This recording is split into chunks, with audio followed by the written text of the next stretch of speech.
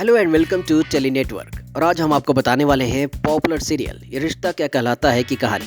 क्या चल रहा है शो में और आगे सीरियल की कहानी लेगी कौन सा नया मोड़। जी हाँ, शो में जहाँ आप देखते हैं कि अरमान अपने कमरे में पूरे दिन लेटा रहता है। उसे खाने पीने की कोई सुध नहीं रहता और ना ही वो किसी से कुछ कहता है। वहीं इसी बीच उसे रूही का कॉल आता है। हालांकि अरमान को यह लगता है कि अवीरा उसके फोन पर कॉल कर रही है और वो बिना नाम देखे कॉल रिसीव कर लेता है और बातें करना शुरू कर देता है। अरमान कहता है, अवीरा, मैं जानता था कि तुम मुझे फोन करोगी। मैं तुम्हें रूही के बारे में सब कुछ बताने वाला था। मेरा यकीन करो, मैंने आज तक किसी से प्यार किया है तो सिर्फ तुम हो अवीरा, तुम ही मेरा प्यार हो। वहीं अरमान के मुंह से ये बातें सुन रूही शॉक्ड हो जाती है और उसका दिल टूट जाता है। फिर वो कहती है, क्यों मजाक कर रहे हो?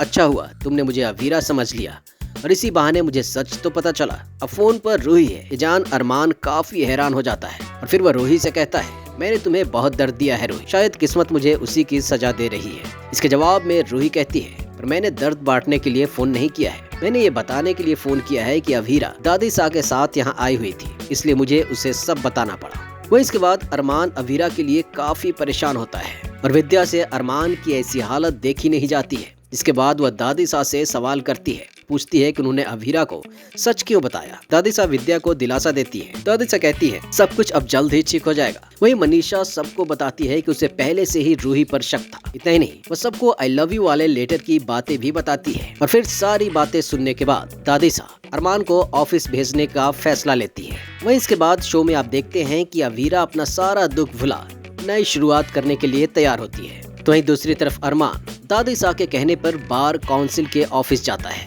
जहां बार काउंसिल के ऑफिस में अरमान की मुलाकात होती है अवीरा से। वहीं अरमान अवीरा से कहता है कि वह पूरी जिंदगी उसका इंतजार करेगा, लेकिन अवीरा अरमान की बातों का कोई जवाब नहीं देती और फिर वहां से चुपचाप चली जाती है। लेकिन अरमान अवीरा के लिए धीरे धीरे काफी परेशान होने लगता है।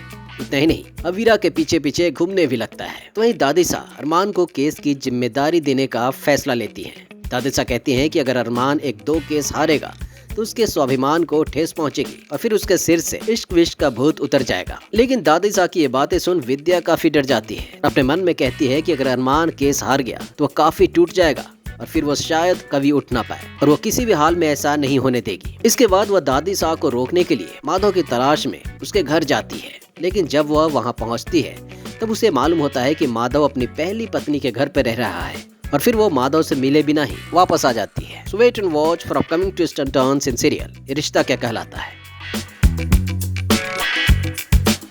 For latest TV news and gossips, subscribe to our channel Tele Network.